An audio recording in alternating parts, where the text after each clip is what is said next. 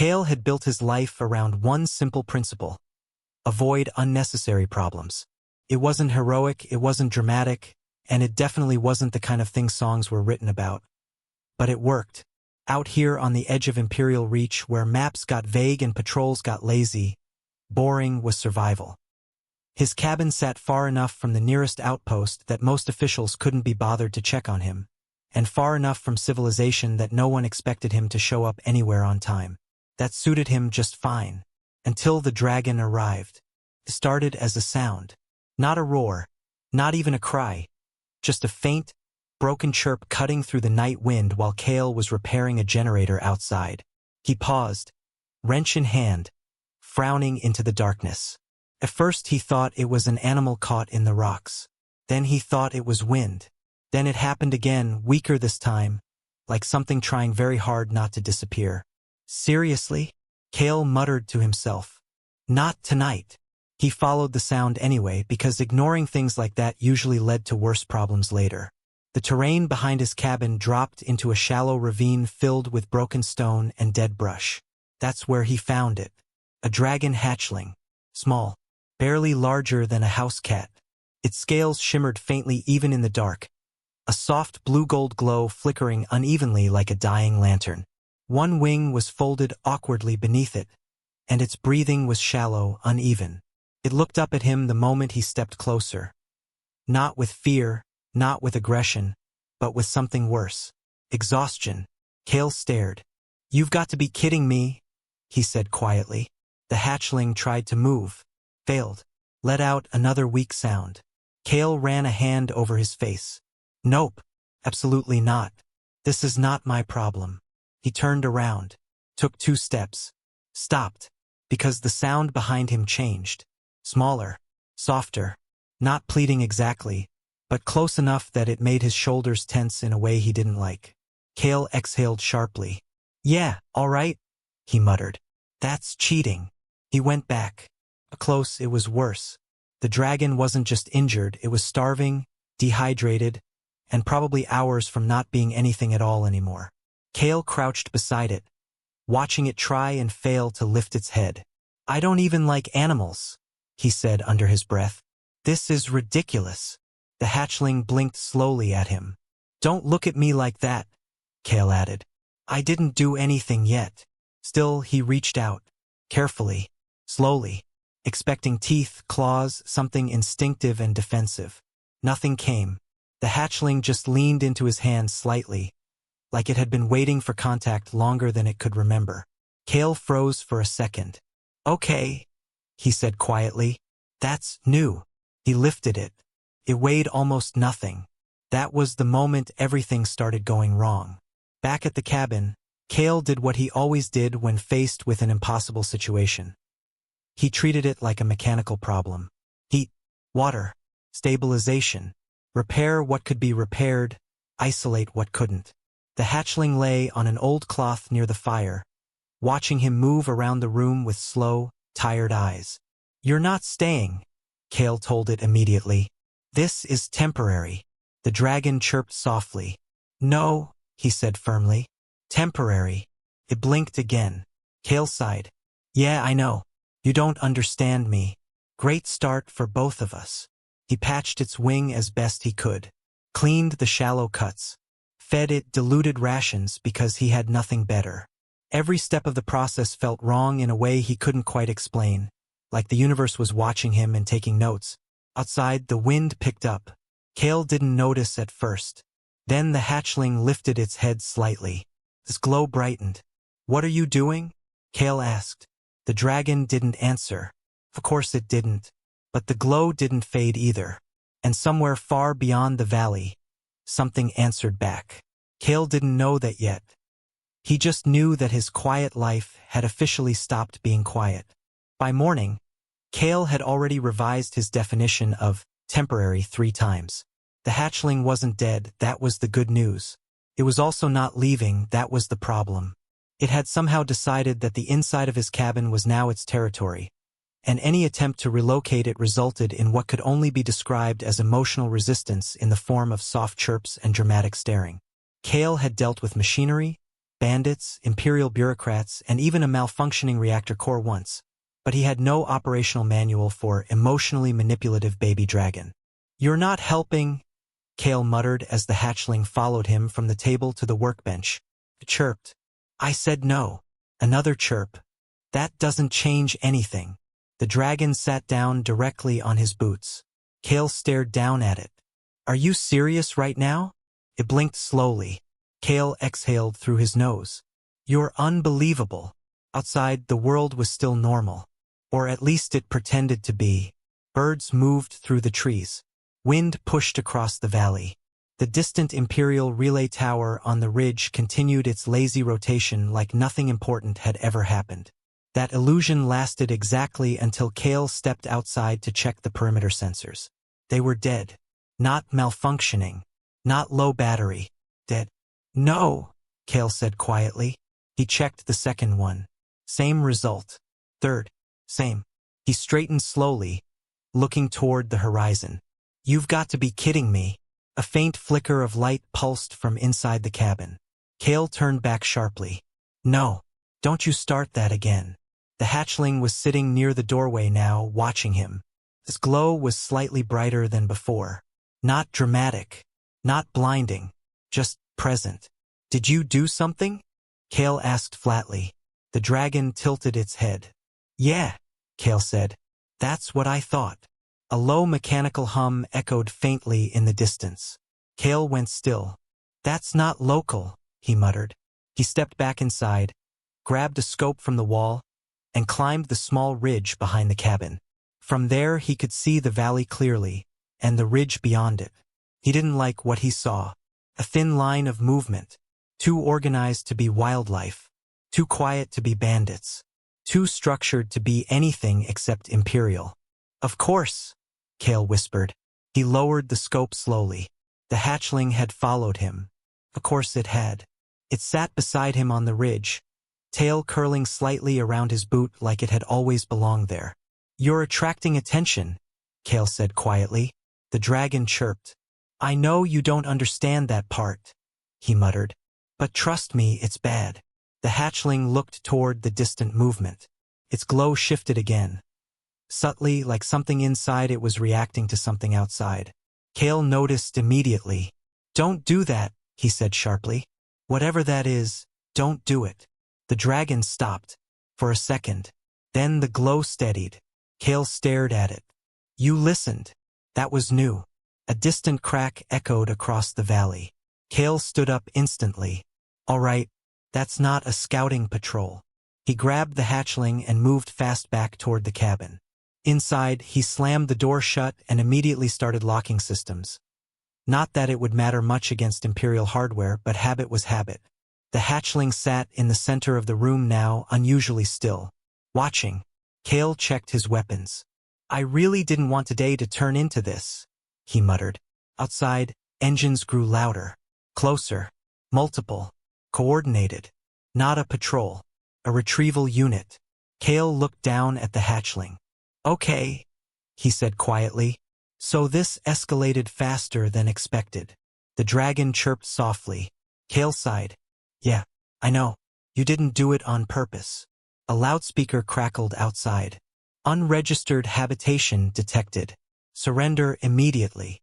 Kale leaned toward the window. "You're in the wrong valley," he called out flatly. A pause. Then, "Target confirmed." Kale closed his eyes briefly. "Of course it is." The hatchling stood up. His glow brightened again. Kale noticed. "No," he said immediately. "No glowing. We talked about this." The dragon didn't stop. The light didn't spike wildly this time. It stabilized. Like it was answering something. Kale slowly stepped back. "You're not listening to me anymore, are you?" Outside, the first shot hit the cabin wall. The entire structure shook. Kale stared at the door. Then at the hatchling. "Yeah," he muttered. "That's going to be a problem." The second impact didn't just shake the cabin. It rewrote Kale's understanding of how much patience the Empire had left. Wood cracked, metal fittings screamed under stress, and dust poured down from the ceiling like the place was already deciding whether it wanted to survive or not. Kale didn't wait for a third hit. He moved. Inside, he snapped, grabbing the hatchling and pulling it away from the window. The dragon chirped in protest, but followed instinctively as he shoved the table sideways to block the most exposed wall. It wasn't defense, it was delay.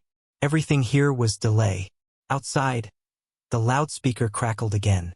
Final warning. Surrender the asset. Kale let out a short, humorless laugh. Asset, he muttered. Of course that's what they call it. Another blast hit the cabin. The door frame splintered inward. That was the moment Kale stopped pretending this was survivable in place.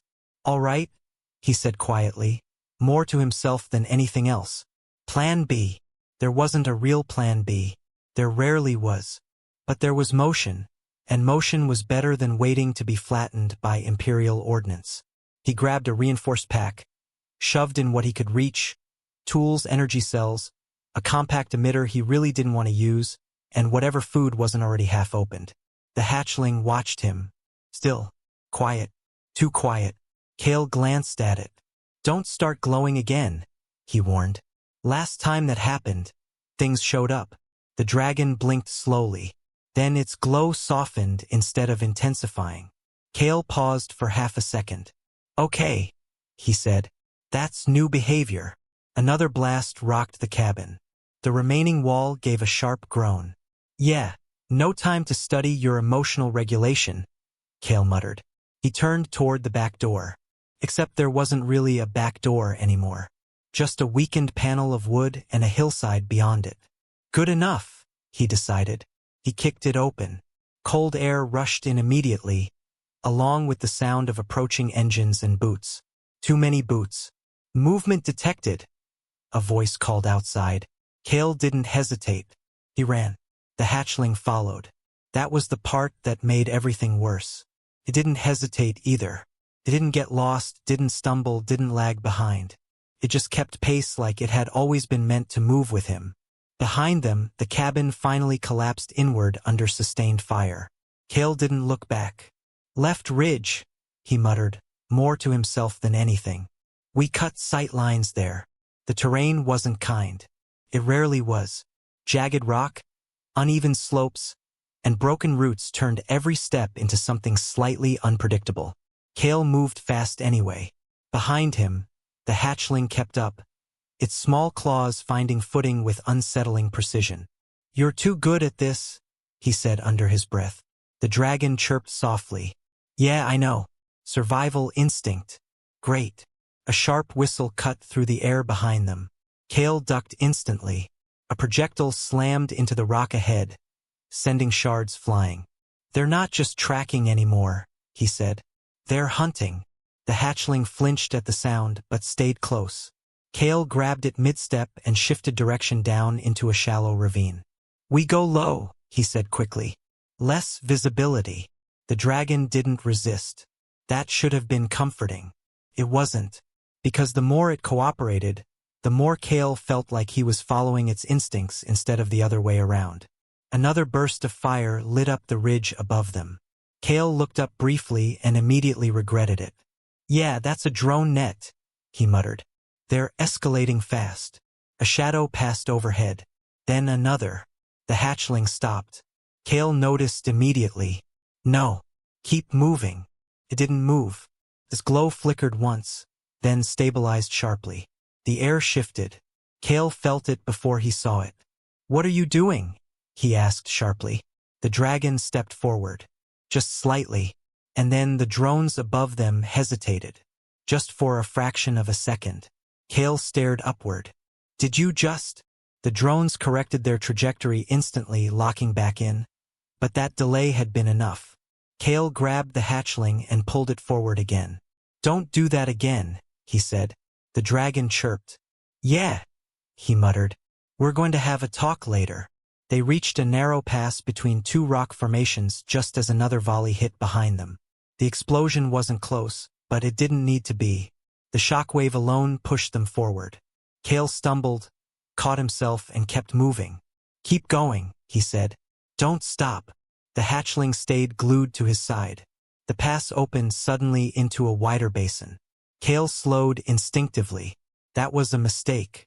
Because the moment they entered, the space lit up with red targeting lines. Ambush, Kale said quietly. Imperial soldiers were already in position. Not random, not rushed. This was a secondary unit set to intercept escape paths. So they expected us to run, Kale muttered. The lead soldier raised a hand. Target confirmed. Stand down. Kale looked at him, then at the hatchling, then back at the soldiers. No, he said simply. Everything happened at once again. Weapons raised. Energy fired. Kale moved sideways instinctively, pulling the hatchling with him as the ground where they stood exploded into scorched rock. Move! Kale shouted. The hatchling moved with him, too close, too synchronized. Too intentional. Kale fired back once, forcing cover. Not ideal, he muttered. Definitely not ideal. Behind them, the ridge erupted again. But this time it wasn't Imperial fire. Something else. A deep, resonant sound rolled across the valley. The soldiers paused. Kale froze mid-movement. Oh no, he whispered. The hatchling lifted its head and answered. The sound didn't come from above this time. Came from everywhere. The ground trembled. The soldiers hesitated. Kale slowly looked at the hatchling. You've got backup, he said quietly. The dragon chirped softly. Above the basin, something massive began to descend through the clouds. And Kale finally understood the worst part of all of this. The Empire hadn't just found the dragon. It had been waiting for it to be found. The moment the sky broke open, the entire battlefield stopped pretending it was still under human control. Kale felt it first as pressure, like the air itself had thickened, become heavier, charged with something ancient and deliberate. The Imperial soldiers noticed it a second later. Even their weapons hesitated, targeting systems flickering as something far larger than their sensors began to interfere with everything artificial in the valley. Yeah, Kale muttered under his breath. That's definitely not ours. The clouds above didn't part naturally. They split. A massive shape descended through them, not rushing, not falling, but arriving with the certainty of something that had always known exactly where it was going. Wings stretched across the sky like living architecture, casting shadows over the entire basin. The temperature dropped slightly as it came closer, not from cold but from presence. The lead Imperial soldier took a step back without realizing it. What is that? Someone whispered over comms. Kale didn't answer. He couldn't, because the hatchling had stepped forward, and it was glowing brighter than ever before. Not erratic, not panicked, recognizing. The massive figure descended fully into view, landing at the far edge of the basin with a controlled impact that still managed to shake the ground beneath them. Stone cracked outward in slow, spidering lines. Dust rose in a wave. And when it cleared, Kale finally saw it properly. A dragon. Not a wild one. Not even a territorial one. Something older. Structured. Intentional. Its scales weren't just natural armor. They looked almost designed, etched with faint glowing lines that pulsed in sync with the hatchling's light. You've got to be kidding me, Kale whispered. The hatchling chirped once, louder than before. The larger dragon lowered its head slightly. Not aggressively, not threateningly, acknowledging. The Imperial soldiers shifted uneasily. One of them raised a weapon, then lowered it again almost immediately, as if instinct had overruled command. Commander? Someone called out. The lead officer didn't respond right away. His eyes were fixed on the hatchling, on the connection forming in real time between something the Empire had labeled an asset and something far beyond their classification systems. Kale stepped slightly forward, keeping himself between the hatchling and the soldiers without thinking about it. So that's what this is, he murmured. The ground trembled again, but this time it wasn't from impact. It was response. The hatchling's glow spread outward in slow pulses, and each pulse was answered by faint light rising from beneath the basin itself. Kale looked down just in time to see symbols, old, worn, buried, begin to reappear through the soil like something waking up after centuries of sleep. Oh no, he said quietly. No, no, no, don't do that. Too late. The entire basin lit up. Lines of energy formed a massive circular pattern beneath them, expanding outward until it encompassed the entire battlefield. Imperial soldiers stumbled back as their equipment flickered again, systems struggling to maintain coherence. "Target anomaly escalation," one shouted. "We're losing control of the field." Kale grabbed the hatchling instinctively. "What did you just turn on?" he demanded. The dragon chirped softly. "Yeah, I know you don't know words," he muttered. "But still, bad timing." The larger dragon took one slow step forward, then another, and with each step, the symbols beneath them activated further, syncing with its movement. It wasn't random. It wasn't chaotic. It was structured, like a system recognizing its administrator. Kale swallowed once. "This was built for you," he said quietly. The hatchling pressed against him. The Imperial officer finally made a decision. "Full withdrawal," he ordered sharply. "What? Now?" But it was already too late for clean withdrawal, because the system beneath them was fully awake now, and it had decided the battlefield was no longer theirs. A pulse of energy spread outward, not explosive, not destructive, but absolute. Every Imperial weapon in the basin flickered and shut down at once. Drones dropped mid-air. Shields failed. Engines stalled. Kale felt his own device die in his hand. "That's not good," he muttered. The soldiers didn't panic immediately. That was the scary part. They adapted, tried manual fallback systems, tried physical repositioning, tried forming retreat lines. But the dragons didn't let them organize. Not with violence, with presence.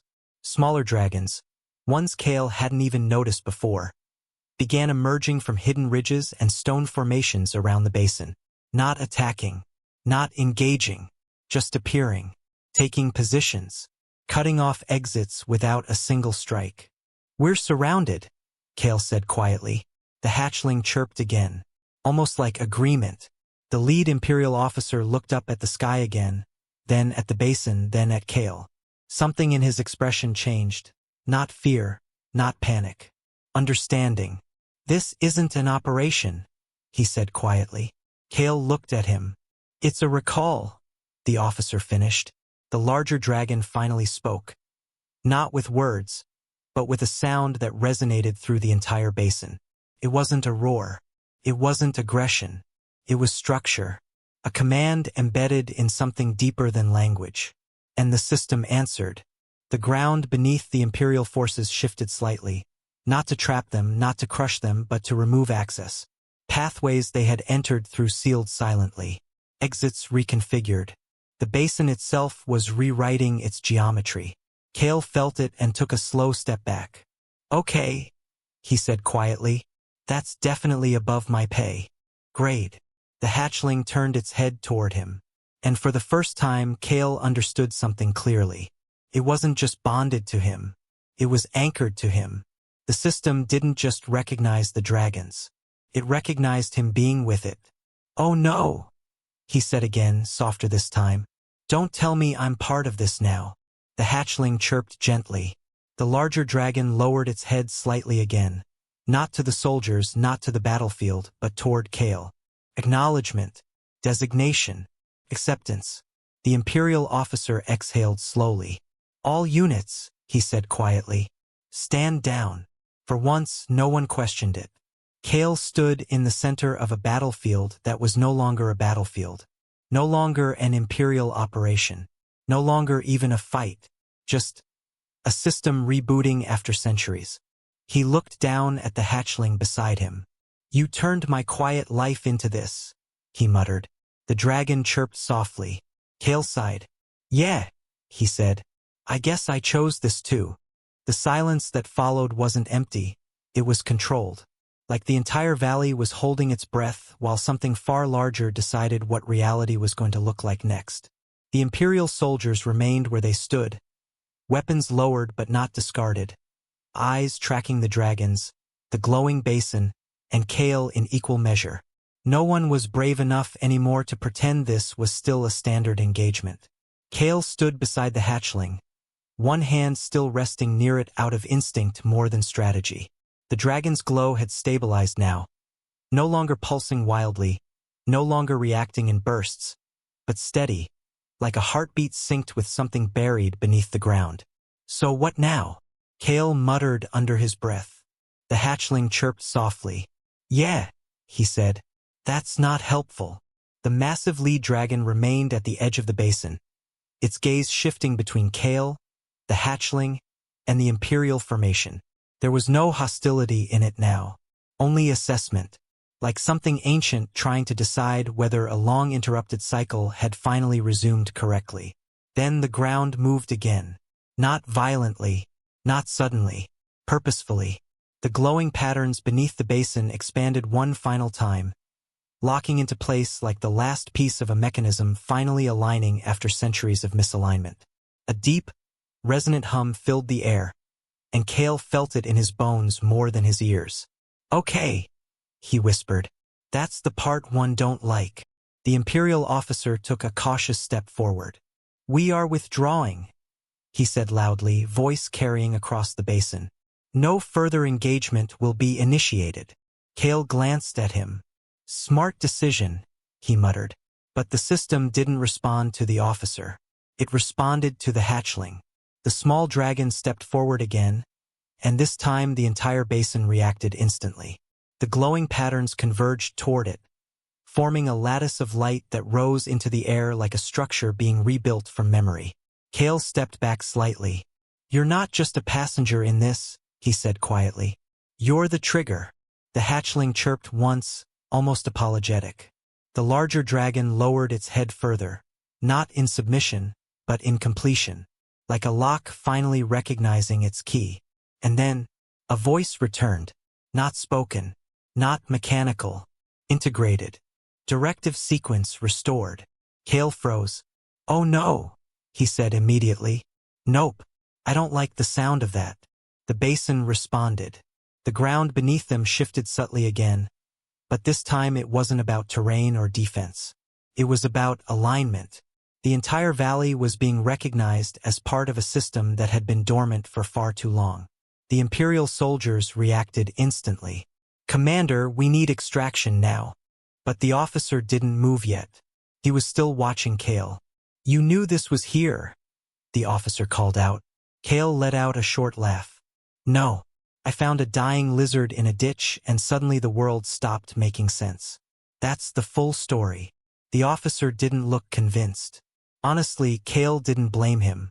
The hatchling stepped fully onto the glowing pattern. And everything locked. The entire basin lit up in synchronized brilliance. The larger dragon lifted its head, and every other dragon in the valley responded in kind. Not as individuals, as a network, a system, a coordinated intelligence that had just regained continuity. Kale felt it then, the shift. Not physical, not visible, but absolute.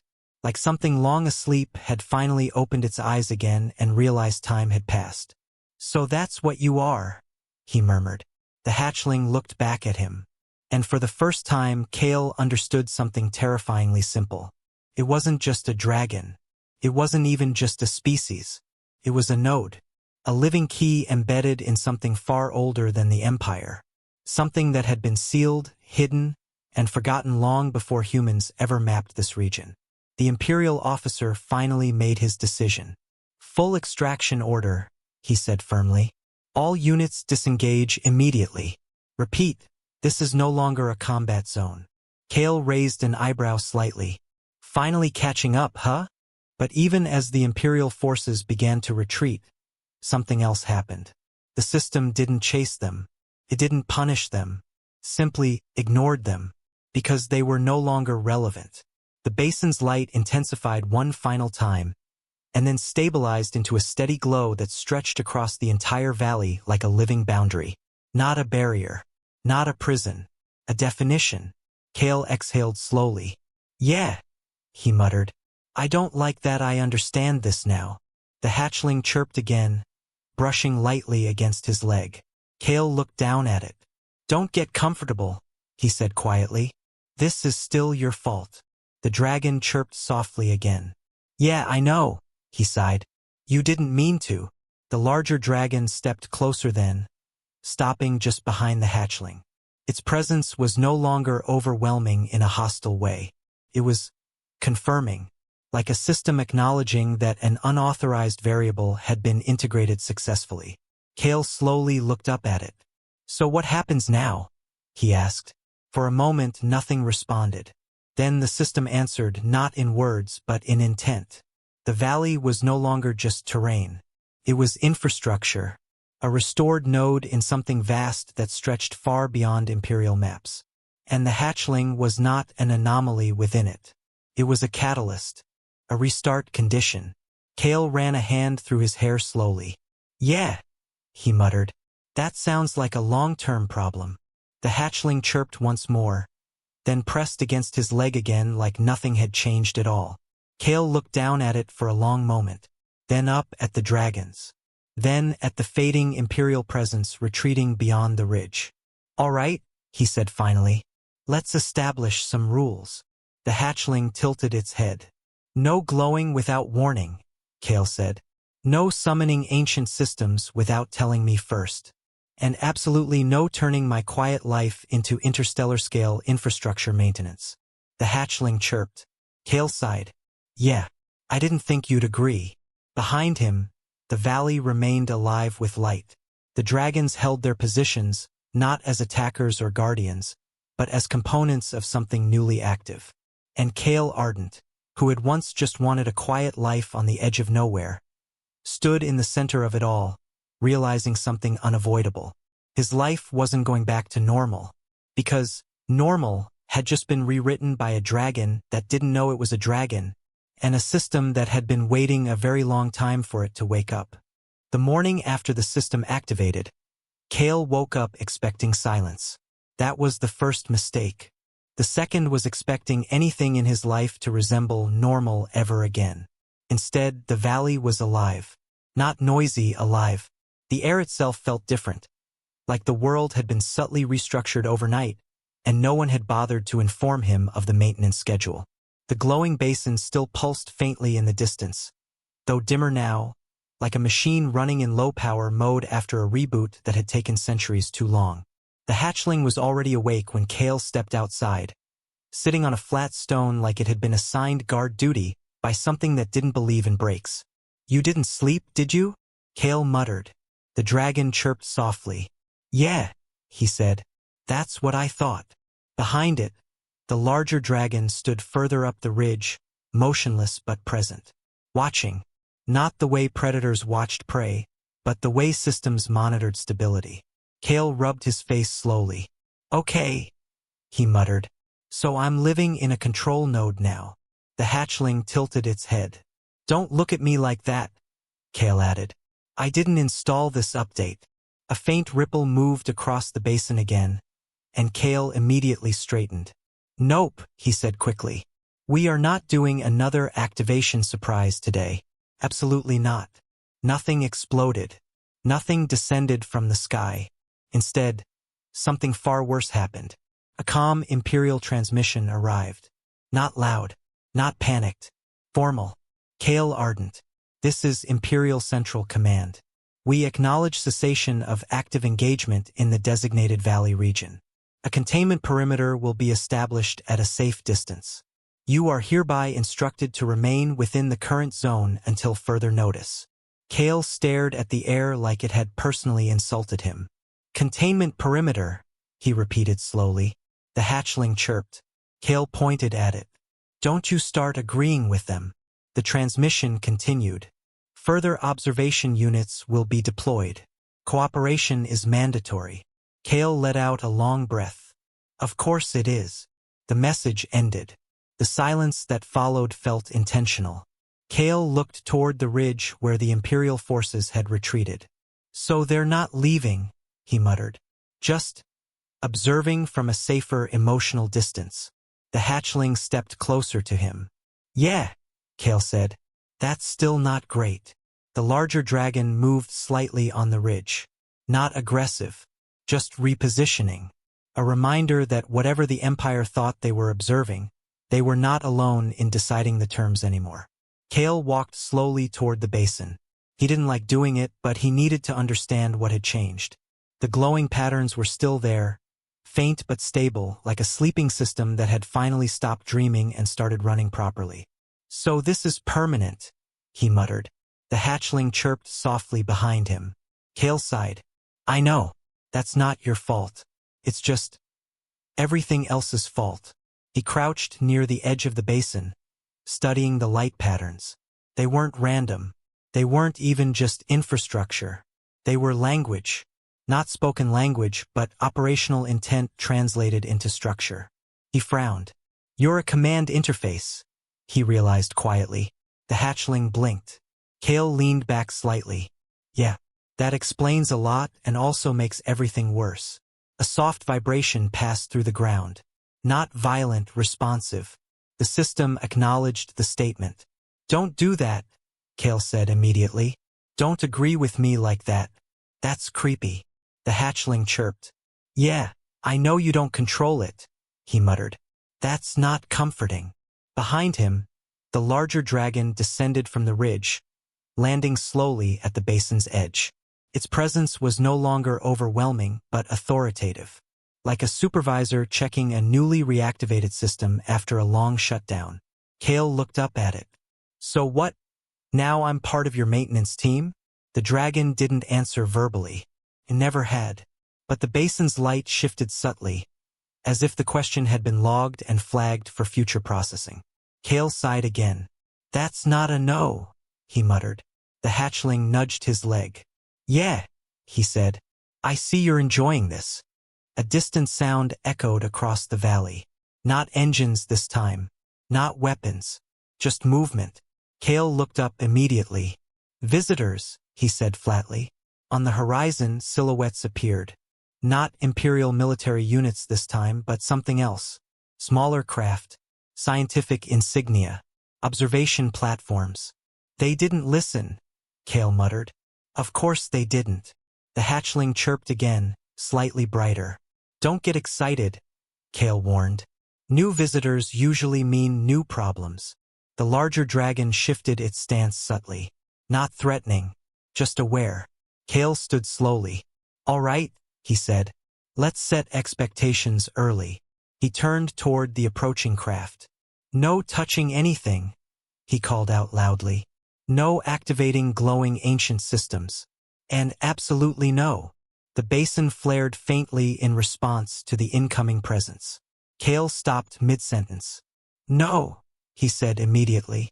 "We are not doing this again." The hatchling chirped innocently. Kale pointed at it. "That's not helpful commentary." The craft slowed as they reached the perimeter. A voice crackled over external speakers. "This is the Imperial Scientific Division. We are here under observation clearance to study anomalous biostructure activity." Kale looked at the hatchling, then at the basin, then at the dragons. "Yeah," he said quietly. "That's going to be a long day." The hatchling pressed against his leg like it always did now.